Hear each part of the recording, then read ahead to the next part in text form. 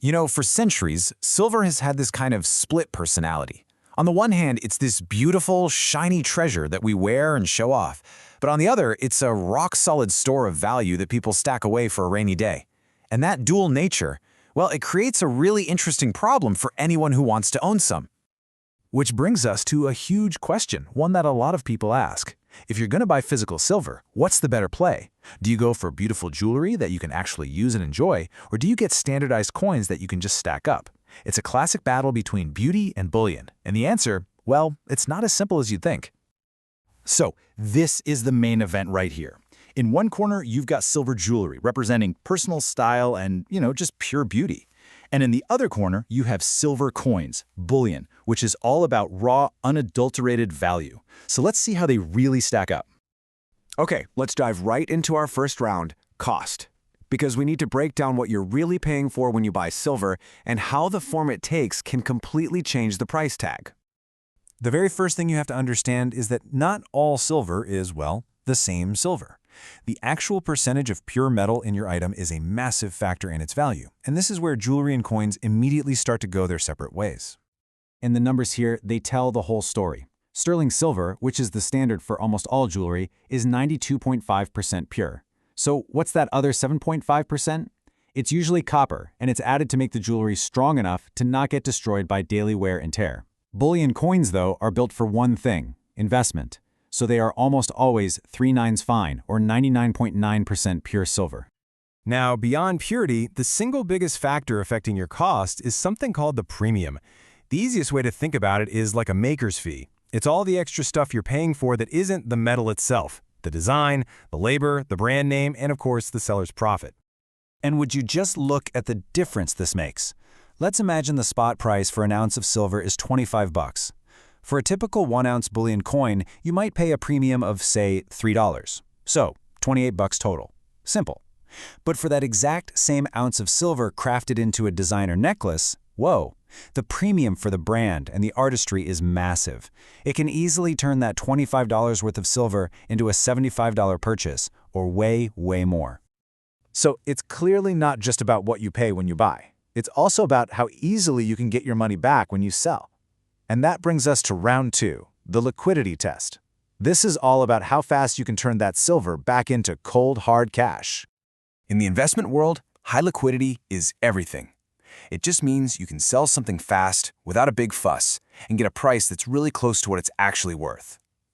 Low liquidity, on the other hand, means a slow, painful sale, and you'll probably get less than you were hoping for. Selling a standard silver coin is about as easy as it gets. I mean, a 1-ounce American silver eagle is known all over the world. You can walk into pretty much any coin or bullion dealer, they'll know exactly what it is, they'll check the day's silver price, and they'll make you an offer. The whole thing is quick, clean, and transparent.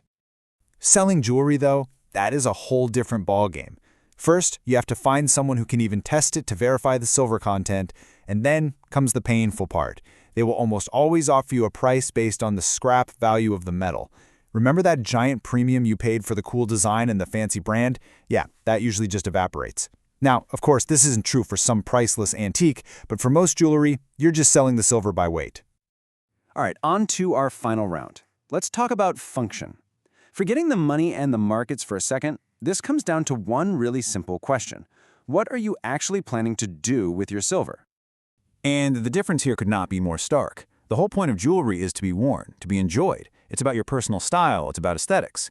The function of a coin is purely financial. It's a tool for preserving wealth, a tangible piece of your portfolio you can hold in your hand. If your main goal is preserving wealth, coins just have these undeniable advantages. They're all a uniform size and weight, which makes them super easy to count and store. You can keep a lot of value in a pretty small space. And they're fungible, which is just a fancy way of saying one standard 1-ounce silver coin is the same as any other, making them incredibly easy to trade. Now, there is a whole other universe of rare, collectible coins, but that's a completely different game driven by collector demand. This quote just perfectly sums it all up. One gives you the joy of wearing it, of making it part of your everyday life. The other one, its entire job is to sit quietly in a safe and hold its value. You can't exactly wear a coin out to dinner, and you definitely can't sell a necklace for what you paid for it at a moment's notice. So, after 3 rounds, who's the champion of our great silver showdown? It's time to check the final scorecard. But I'll give you a hint. The goal here isn't to pick just one winner for everybody. It's to help you find the right winner for you. So here's how it all breaks down. If you look at the pure financial metrics, we're talking purity, low cost over spot, and ease of selling. Silver coins are the runaway winner, no question. It's just a way more efficient way to own the metal itself.